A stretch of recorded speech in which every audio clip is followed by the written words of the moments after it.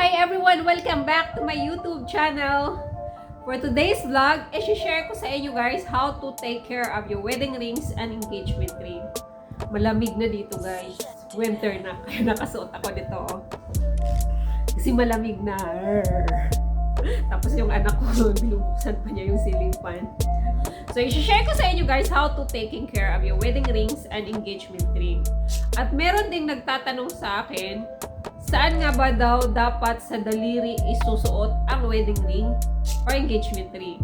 Dito po sa left side, una yung una yung engagement ring. Pag nag-engage kayo, di ba? Tapos sunod yung wedding ring. Dito po sa pang fourth na finger, dahil alam nyo ba kung bakit? Itong pang fourth na finger is connected po to sa heart natin. Kaya dito po yung wedding ring nilalagay. Sa ibang countries, dito sa right side. Ito, connected din naman to sa heart, itong pang fourth finger. Depende kasi yun eh. Sa Pilipinas, mostly sa left side talaga. Dito. Magre-research ako kung bakit sa left side. Hindi ko pa na ano yung sagot. Basta sa left side, sa fourth finger, ito connected sa heart natin. Meron akong story, i-share sa inyo guys. Ganito po yun. Ito daw, nagsisimbolize sa itong finger, big finger, nagsisimbolize sa parents. At ito naman, nagsisimbolize sa siblings. At itong pang third, nagsisimbolize sa self natin. At ito, nagsisimbolize sa partner natin. Ito naman, yung little finger, nagsisimbolize siya sa mga anak. So, i-hide natin yung self natin. Connect natin to. So, ito guys, nagsisimbolize sa parents. Alam niyo ba kung bakit humihiwalay siya? Humihiwalay talaga siya, oh. Ang ibig sabihin daw nun, kung bakit ito humiwalay, ang parents natin ay hindi natin sila habang buhay o forever na makasama. Kasi syempre, tumatanda at lahat naman tayo dito ay temporary mawawala.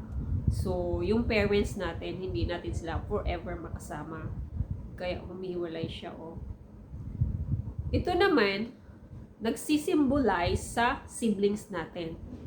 Humihiwalay siya. So, ibig sabihin daw nun, kung bakit humihiwalay, yung mga kapatid natin, hindi natin din sila forever na makasama dahil magkaroon sila ng sarili nilang pamilya. At ito guys, sa self natin hinahide ko. At ito naman, nagtaka ako, ayaw talagang humiwalay dito. Hindi katulad nito.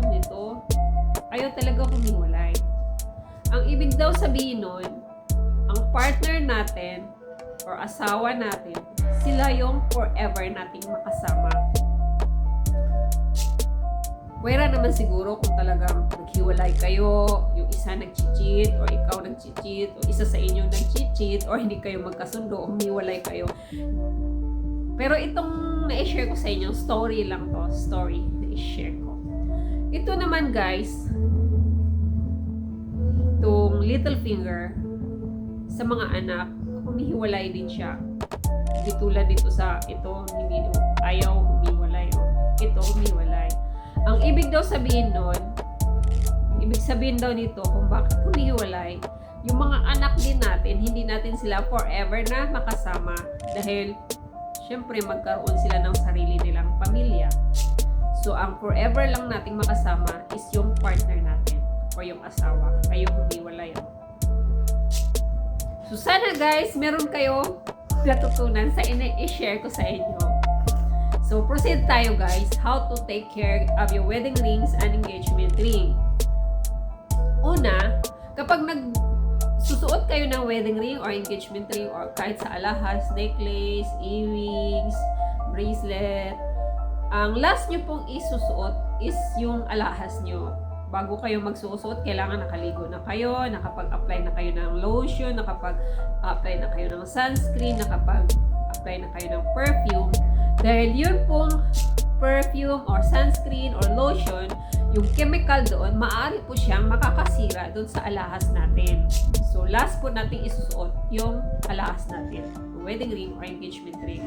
Kasi pag nagsusuot kayo, maaari din yung engagement ring. Pag susuot magsuot kayo ng damit, masabit sa stone yung engagement ring nyo masabit sa damit. So last nyo po silang isusuot. Pangalawa, never po kayong magsuot ng wedding ring or engagement ring kapag naliligo kayo. Kasi maari din matanggal dun sa kamay nyo kapag nagsasabon kayo. Yung madulas, maaring matanggal, humiwalay sa kamay nyo at maaring mahulog sa sink at mawala.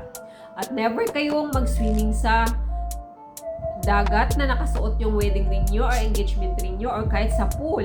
Kasi meron ding chemical doon nakahalo sa swimming pool na maaring makasira doon sa engagement ring nyo or wedding ring or pwedeng humiwalay doon sa daliri nyo kapag nag-enjoy kayo doon sa swimming doon sa tubig at hindi nyo namalayan, humihiwalay yung wedding ring or engagement ring nyo doon sa daliri nyo. So, ilagay nyo lang sa safe side or sa safe box para safe siya at hindi mawawala.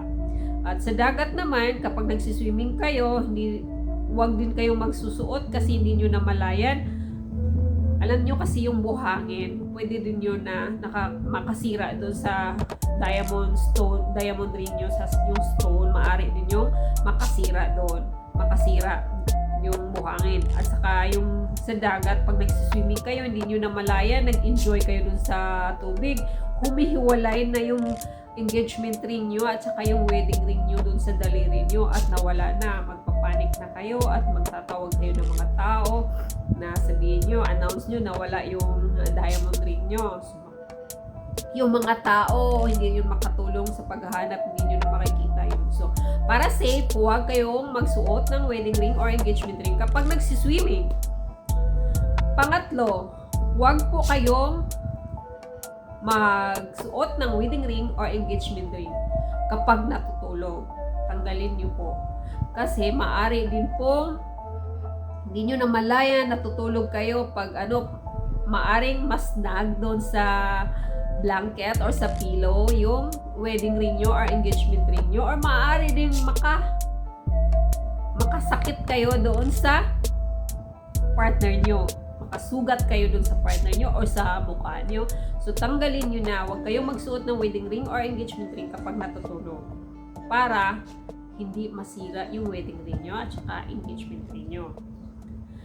Panglima, kapag nasa public places kayo, like for example, sa restaurant or sa malls, naiihi na kayo, huwag nyo pong tanggalin yung wedding ring or engagement ring nyo. Like for example, nagto-toilet kayo dun sa loob ng mall. Huwag nyo pong tanggalin kasi hindi nyo namalaya, naghuhugas kayo. Maraming tao na pasok-labas dun sa toilet at merong mata na mas mabilis pa sa, anong sabihin nun? Biglang kukunin at hindi nyo namalayan or di kaya nalaglag sa sink. So, pag nasa public places kayo, gusto nyo mag-toilet sa mataong na lugar, like for example sa mall, sa restaurant, huwag nyo pong tanggalin. Ibaliktad nyo po yung